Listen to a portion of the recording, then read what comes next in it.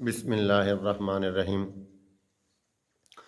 معراج کی رات جب نبی پاک صلی اللہ علیہ وسلم اللہ کے عرش پہ تشریف لے گئے تو مواہب اللہ دنیا کے اندر آتا ہے کہ تمسک العرش بأذیالہ، عرش نے نبی پاک کے دامن تھام لیے۔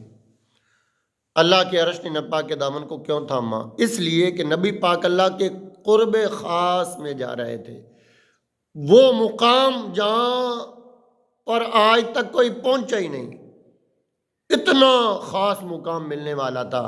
اللہ کے عرش کو بھی رش کہا گیا اور نبی پاک کا دامن تھام لیا۔ آگے گئے تو نور ہی نور ہے، وحشت محسوس ہوئی۔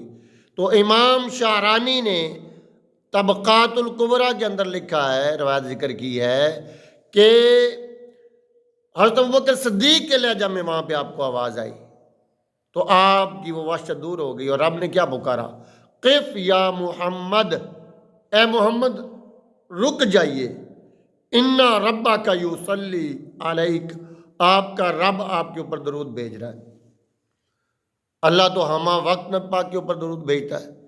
قرآن مجید میں آ گیا ان اللہ و ملائکتہ یصلون علی النبی، اللہ اور اس کے فرشتے نبی پاک پر درود و سلام بھیجتے ہیں۔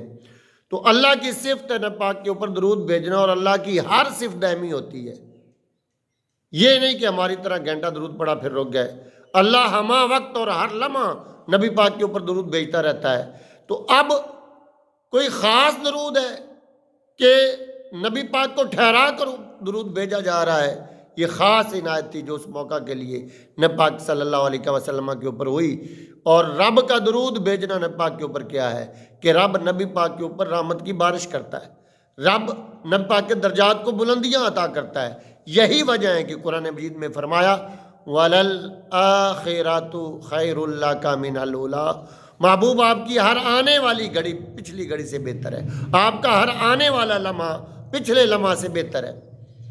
اور جب رب کے قرب خاص میں گئے تو قرآن نے ایسے بیان کیا ثم دنا، پھر وہ قریب ہوئے، فتدلی، اور قریب ہوئے۔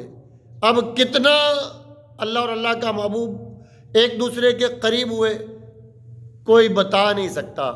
تو رب نے وہ بات بھی جو ہے مثال کے ذریعے بتا دی۔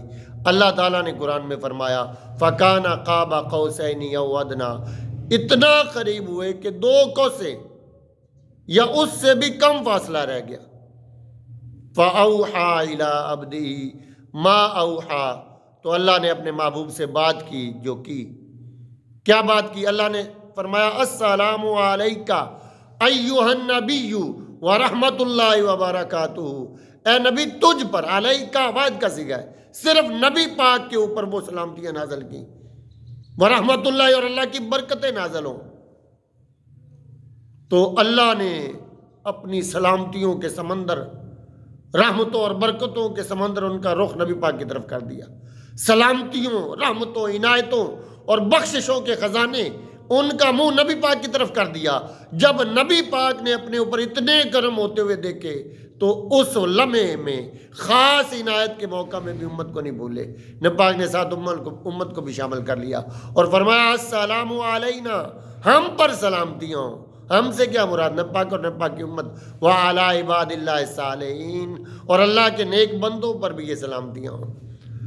رب نے جب محبوب کو دیکھا کہ میں نے تو اتنی عنایت کی اپنے محبوب کے اوپر کہ رحمتوں اور بخششیں جو ہے اس کے اوپر لٹا دی، اور محبوب نے وہ ساری امت میں بانٹ دی۔ اللہ تعالیٰ نے ان الفاظ کو قیامت تک کے لیے یادگار بنا دیا کہ ہر 2 رکعت نماز کے اندر تشہد میں ہم یہ پڑھتے ہیں السلام علیک ایھا النبی ورحمۃ اللہ وبرکاتہ، السلام علینا وعلی عباد اللہ الصالحین۔ امتی جب جب نماز میں یہ الفاظ دہرائے گا تو وہ بخششیں، وہ عنایتیں جو معراج کی رات اللہ کے عرش کے اوپر نبی پاک کے اوپر ہوئیں، اس میں سے امتی کو بھی حصہ ملے گا۔